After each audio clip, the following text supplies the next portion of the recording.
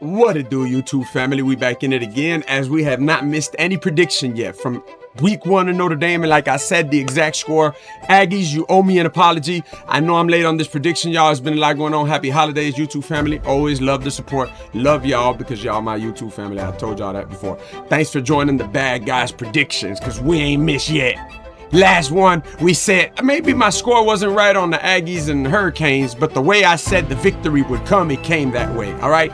Fumble did happen. Turnovers won the game. Turnover margin was where they lacked. Turnover margin was where we smacked. Now listen, the Ohio State preview coming to y'all. No bias. It's just keeping it 100. Let's get it. All right, guys, it might just be destiny that we're here today, right? Take it back to what, 2003? Overtime, Miami leading to what, 24-17. 4th and goal. He throws a pass. Done. Everybody went on the field celebrating. Incomplete pass. The referee went like this. And then, flag. Everybody knows when they showed the angle, the commentator. Just go look at it yourself. I got a video way earlier, about 7 months ago, where I broke it down completely. Go look at that. The commentator said, bad call. Bad call. 20-something years later now, y'all. These kids on the team, of course, don't hold that animosity, but there is connections and somewhat football differences on both sides of the field, just like great friendships like JoJo Trader and Jeremiah Smith. And there was some people that played together in this, and, you know, some other people from Ohio State played with Miami. Some people won, some people lost. Hey, look, it is what it is. I did hear there was a good cornerback that did pretty well against Jeremiah Smith. Jeremiah Smith did great in the game. He was a 5-star, but still, they did say that this guy pretty much held them down the most of the whole game, to the point where if the team would have been able to overcome offensively their battles, they would have won that game. So is it destiny that Carson Beck is wearing number 11? Just like Ken Dorsey wore it when that flag was called and we went into double overtime, and then Ken Dorsey threw that last incomplete pass and there was no flag. Miami fans feel like they got robbed. That's old. We're in the new era now. So let's talk about the teams now. And Matt Patricia is going to be the main guy I'm going to talk to y'all about, because if you're from Miami and you're a Dolphin, you never liked Matt Patricia. And now he's on the other side in a legacy game against us as a defensive coordinator. Well, it would surprise you more if I said that's what's going to matter in this game. And scheme is what's going to matter in this game. Would it surprise you even more if I said Corey Heatherman would be the one to have to surprise you in this game? This is a battle of Matt Patricia. This is a battle of Corey Heatherman. This is a battle of getting to quarterbacks that can make mistakes from pressure. Let's get to it. I'm going to make this as quick as possible. Matt Patricia is extremely well at calling coverages and defensive plays to confuse the quarterback pre to post snap. Beck is a very good veteran with IQ, but Beck can be tricked and has been when he's forced to make decisions under pressure. Matt Patricia will try to dial up some plays. And guys, make no mistake, Sonny Styles and Arvell Reese are the two linebackers that are going to make this game very hard.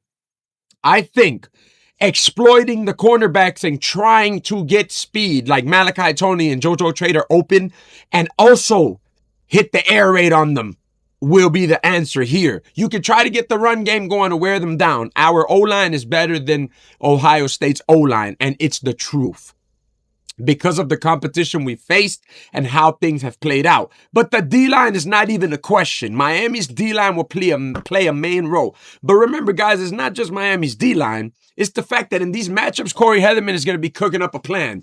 And now, Ryan Day is going to be calling plays. Ryan Day is known to want to throw the ball and expose and attack. He tries to hit you in your mouth quick, throwing at you. He got Jeremiah Smith, Carnell Tate, some of the best receivers. Yes, there will be long passes gave on the pass game. It will happen. It's not going to be undoable. The problem is when the red zone becomes your style of where you're stuck at, and not even the red zone, 20 yards or less, Miami's defense becomes a whole different monster, and they'll force you to a field goal. Now, what that means is field goal kickers are going to have to step up in this game, because I could see it going both ways, where these teams might have just a tad bit of a problem getting in the actual end zone, but able to get in field goal range, if you understand what I'm saying. So Corey Heatherman, it's not just how he calls his defense, it's how he dials up his plays. But you got to watch out, because there's real ball hawks like Fitzgerald, and then you have a guy like Keontae Scott. Let me tell you guys something. Corey Heatherman designs certain blitzes where he might send Scott, he might even send a safety. Everybody on this defense is hard hitting. This probably might be the most physical matchup we will see in this whole playoff run. Okay? These linebackers in Miami are hitting hard. Wesley Bissaint has great speed and he also hits hard. But forget that right now. They're going to try to dial up an offensive scheme where Ryan Day is going to need to test the secondary. We can double team Jeremiah Smith without a problem because we've been able to put a spy on a running quarterback and hold them down. You can double team who you need to, but you just need to make sure your pieces are in the right places because Miami is the D-line that can blitz with less than the normal amount another team would need. Other teams need 5 or 6. Miami can get at you with 3 or 4. Somebody can even drop back and 3 people will get around on you. Man, Moton is an animal. Now listen, those are the people that are underrated. Mesidor's athleticism is underrated, so Ryan Day is going to cook up plays for Julian Sayin to get rid of the ball quick. And the problem is when he does that, Keontae Scott is going to be in that nickel area type of place. Poiser's back there in the safety, and they're just going to be hawking and Fitzgerald too, and then pick. It's as simple as that. Too much pressure coming to Julian Sayin. On the other end, Matt Patricia's very good, but his interceptions are not all that high. It's just how good he stops teams, right? Questionably, who have they played that's great? Indiana. When you face your enemy, the art of war, you exploit your enemy's weaknesses. That's how it goes. And the weakness for Ohio State this year has been Indiana, Fernando Mendoza and the guys.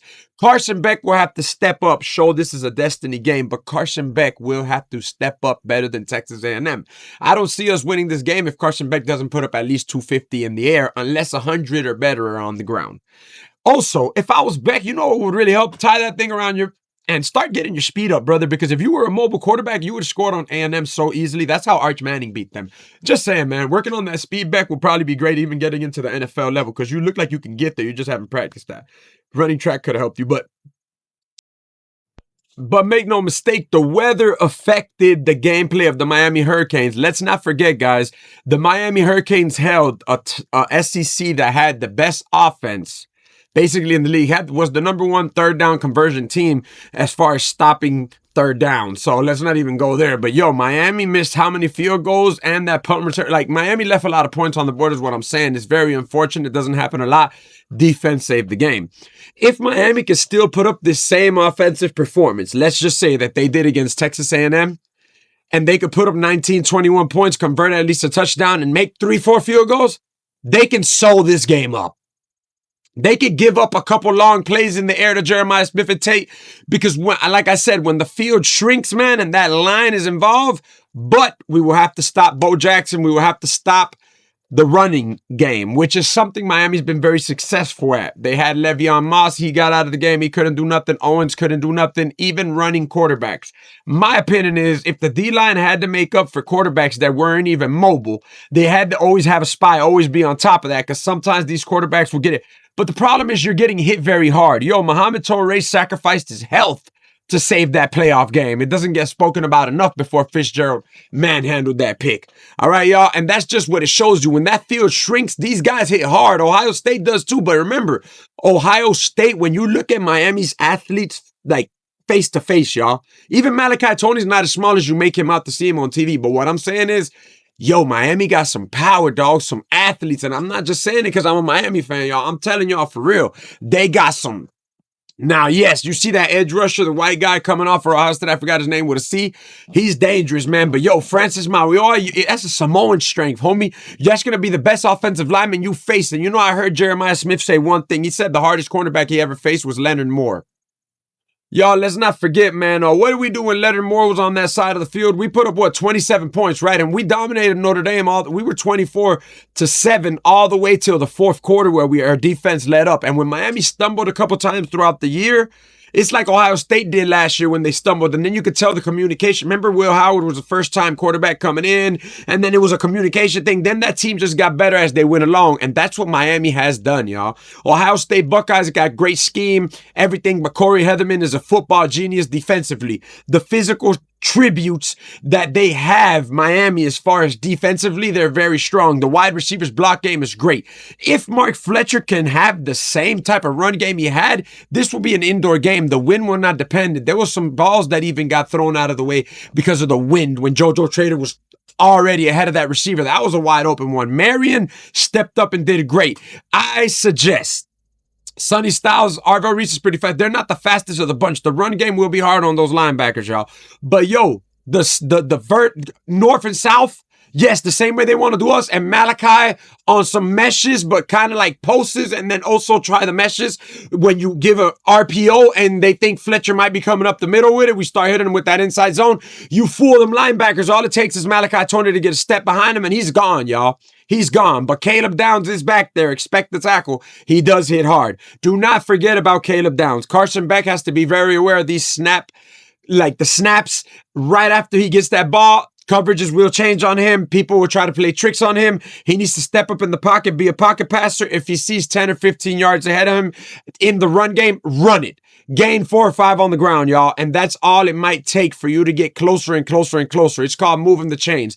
Let's not forget, Carson Beck at his completion percentage, even though he had 107 yards just before that, his completion percentage was only under Trinidad Chambliss, y'all.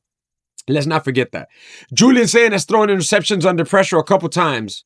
D'Angelo Pons was 5'9". He is a great cornerback. I don't take anything from him, but we got great cornerbacks too. It's exciting to see Xavier Lucas and OJ Frederick back there. Jacoby Thomas is a guy that's a ball hawk too, and he can't get mentioned enough, y'all. So at the end of the day, you know, it's a tough one, y'all, because Ohio State's talent, you know, they have so many NFL guys, you know, and it's going to be crazy for me to say this, y'all, you know, like it's going to be just crazy for me to admit this, you know, because I'm a Miami fan. You know, if I had to say like, damn, man, you know, they're going to try to, because if they try to use the slant passes to, you know, quick, because Julian Sayin is going to want to get rid of the ball. Yo, Julian Sayin is a freshman. He's going to feel these hits very hard, y'all. Why y'all thought Reed stopped running that ball?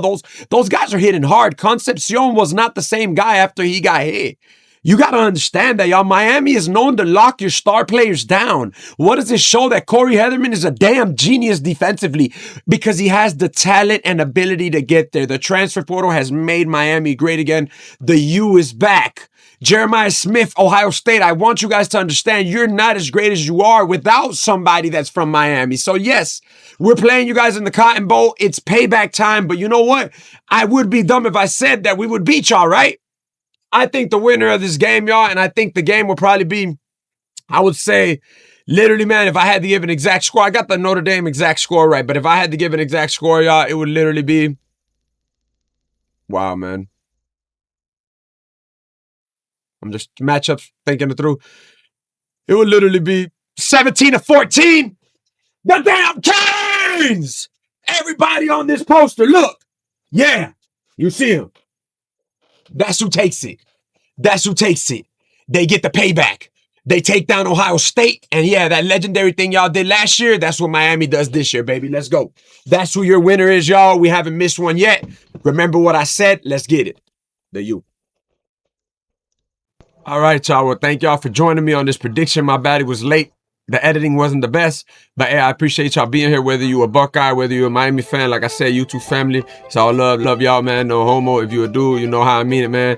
All love. Appreciate the support. Tony K, the bad guy. That's my prediction. Miami will make history this year and have the hardest path to the CFP. Ken Dorsey's number will be on Beck's jersey, number 11. He will beat Ohio State, and he will end up playing his nemesis, Georgia Bulldogs. Much love, y'all. Tony Talk TV. Join me on the next one right here on the seat. Chill.